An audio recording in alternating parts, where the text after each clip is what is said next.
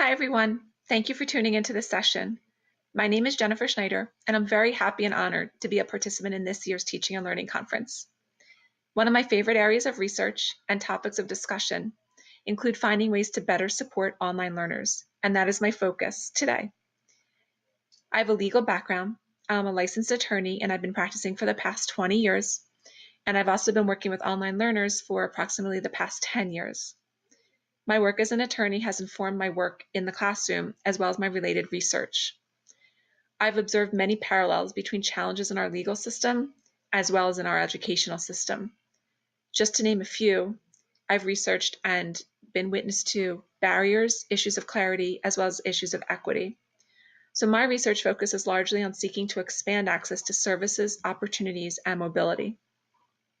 I spend a lot of my time working to improve understanding of our legal as well as our educational rights and resources as well.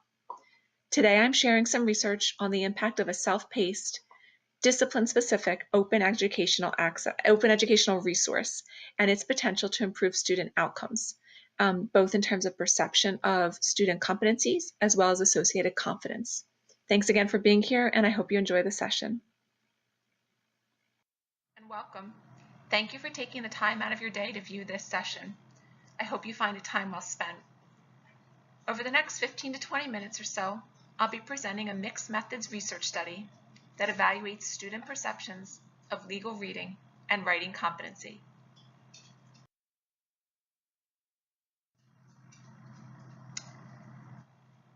The study originated as a result of my work with online learners who are pursuing degrees in legal-related disciplines. These disciplines include, just by way of example, criminal justice, business administration, justice studies, and paralegal programs.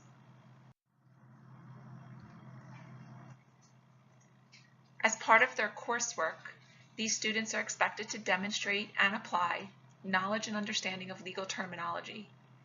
Also, these students are required to prepare written assignments that comply with a variety of legal formats. The issue arose that many of these students experienced significant challenges acclimating to the legal terminology used in course materials and discussions. Also, many of these students struggled with legal writing, both from a formatting perspective and a content perspective. As we know, online universities often offer additional support, whether through tutoring services, writing center coaching, or library resources, among others. These services are fantastic and make enormous difference for many students. But often, in our experience, they've been used in a reactive rather than a proactive manner. Also, we found that writing center staff might not have deep experience with legal writing, terminology, and research.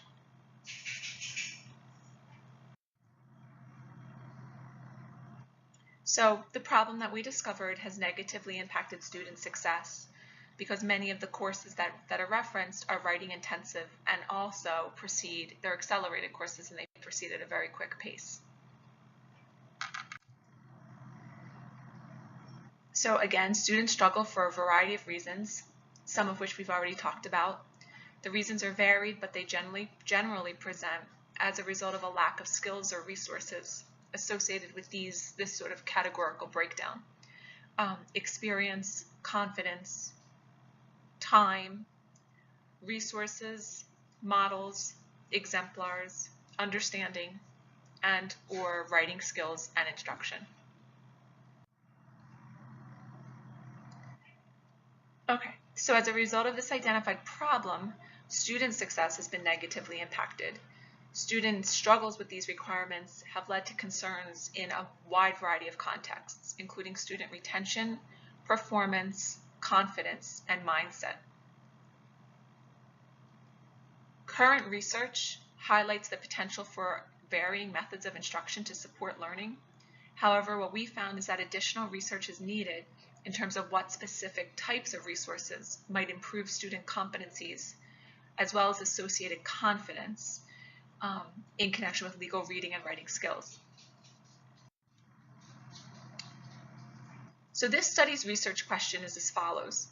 What are the perceptions of students who are enrolled in online courses requiring legal-related coursework and who complete an online, self-paced, supplemental instructional unit relating to their competency associated with legal reading and writing skills.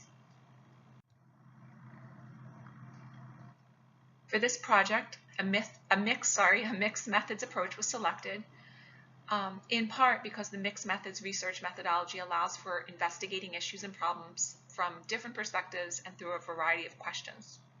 In this mixed method study, research explored, again, the perceptions of students enrolled in these online courses that required legal-related coursework and who complete what we're calling an online, self-paced, supplemental instructional unit relating to their competencies associated with these skills. So we designed and developed an online, self-paced unit with the hopes of addressing these issues. The instructional unit is an open educational resource and can be accessed by students attending any university. These links are available to you if you are interested in learning more.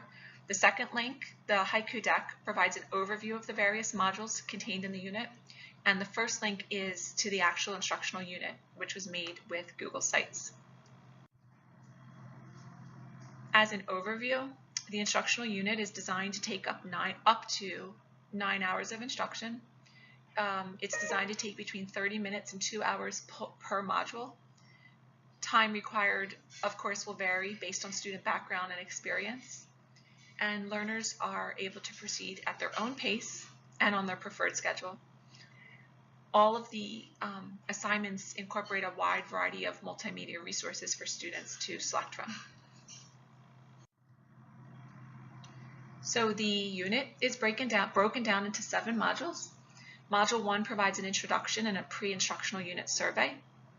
The module presents concepts that are important to the learning process, including things such as failure, questioning, messiness, growth mindset is in there, reading judicial opinions, as well as note-taking. The module concludes with reflection questions that students can engage in. Module 2 introduces learners to legal terminology and fundamental legal concepts. Students complete some interactive exercises to help them become more familiar with key terms and concepts. Module 3 introduces students to legal research and how to access judicial opinions. Students are able to view videos that explain how to access and read case law. And what else? Students can actively research a topic of interest and then they select a case related to that topic for reading and review. Then in Module 4, students identify unfamiliar words in their selected case. They prepare a multimedia resource that asks them to actually teach the meaning of their selected term or a selected term. Then in Module 5, students learn how to brief a case. There are videos and presentations that share tips, steps, and guidance to do so. Finally, students prepare a case brief of their case that they selected.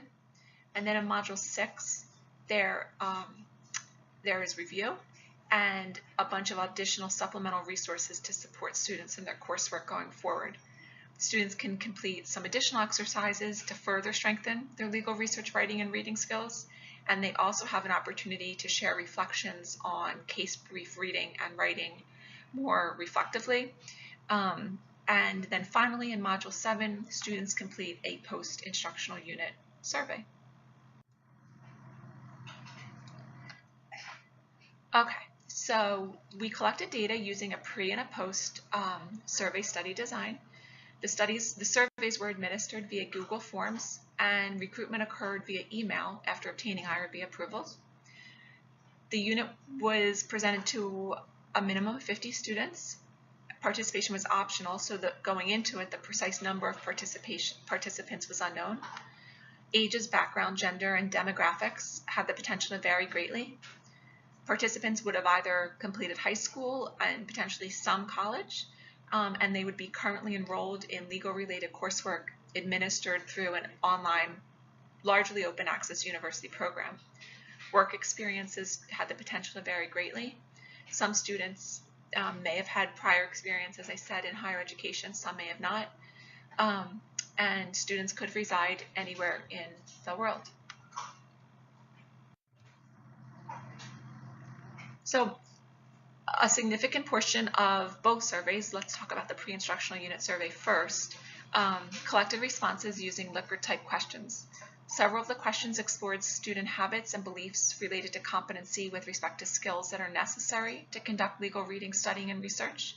Other questions assess student perceptions of confidence, again, using Likert type questions.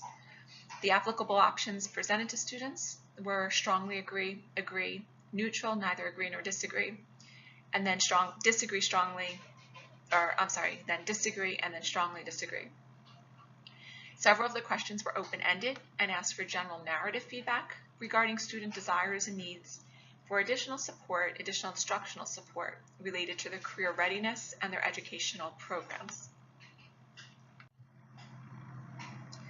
So the post-instructional unit survey was identical to the pre-instructional unit survey instrument, with the addition of several additional narrative open-ended questions.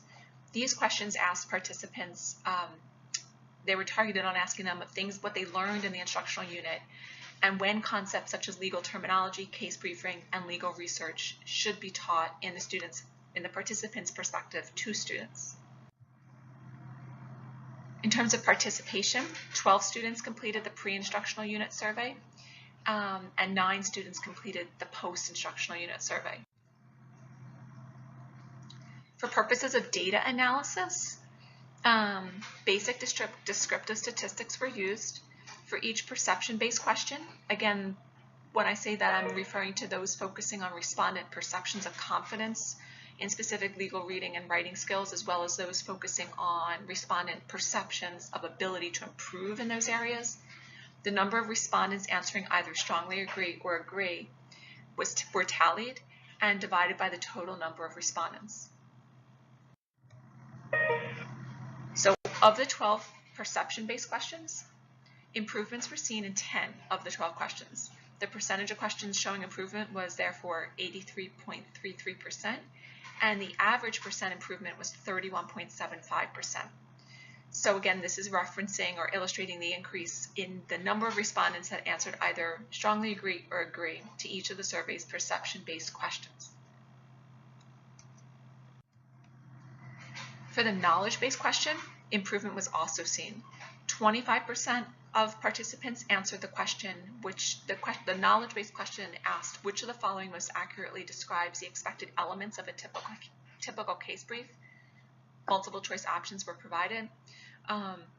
25% answered it correctly in the pre-instructional unit survey, while 60% answered the question correctly in the post-instructional unit survey.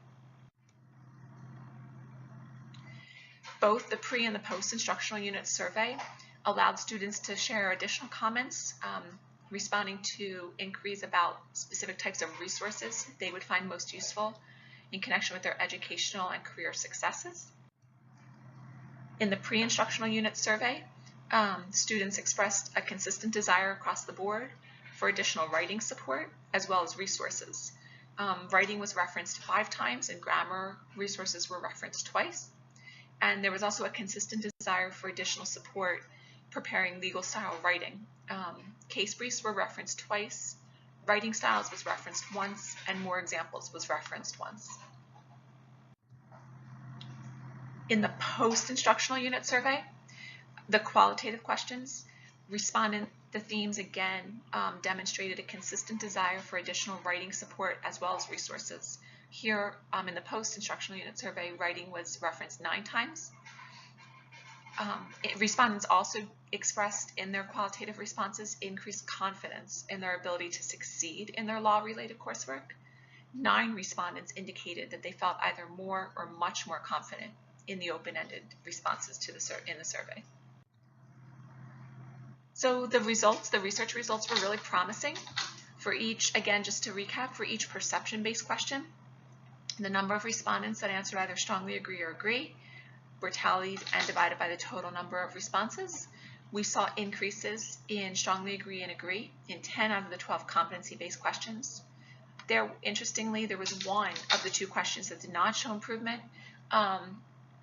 One of them addressed content that was not included in the instructional unit, so that was expected.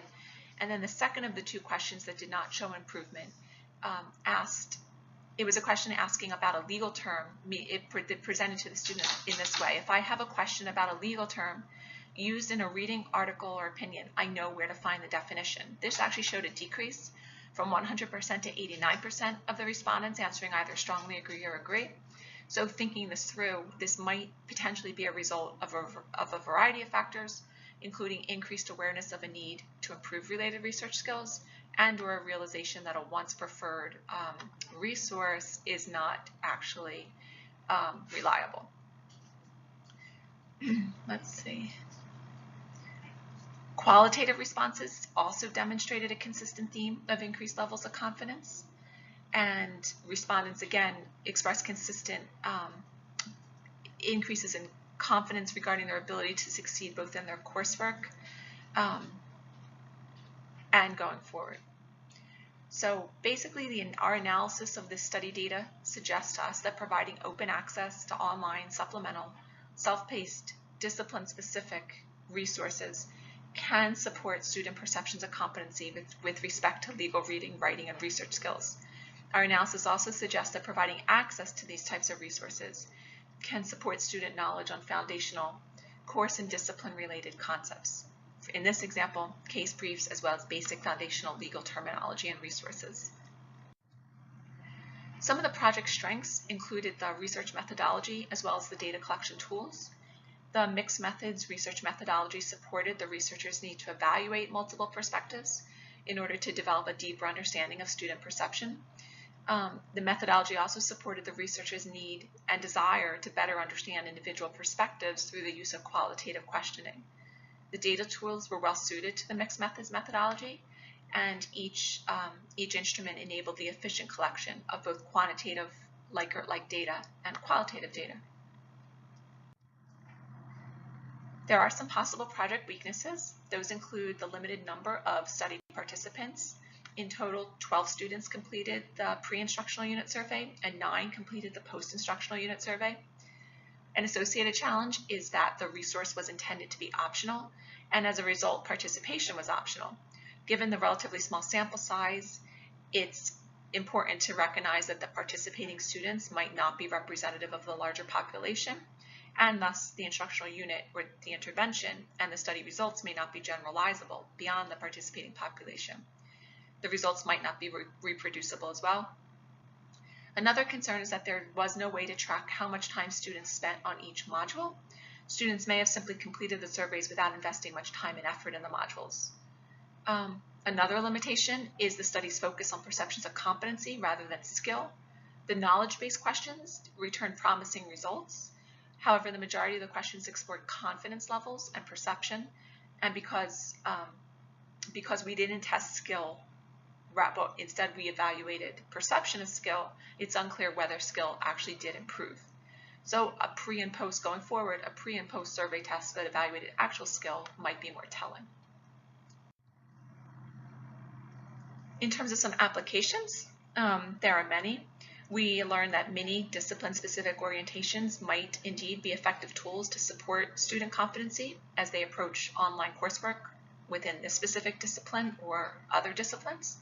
So further work on the project might include evaluating the impact of incorporating a resource such as this type of orientation directly into an online classroom for use during a pre-course period. And we might also explore providing additional pre- and post-testing opportunities for specific skills that are important in order to succeed in a degree program. Again, here are the links to the resources in case you'd like to take a closer look. The entirety of the curriculum and the instructional unit is housed at this open access Google site. And I hope you enjoyed this quick and fast and furious overview of this study. I want to thank you for spending some time with me today. I hope you enjoyed this session, and I wish you a great rest of the conference. Thank you.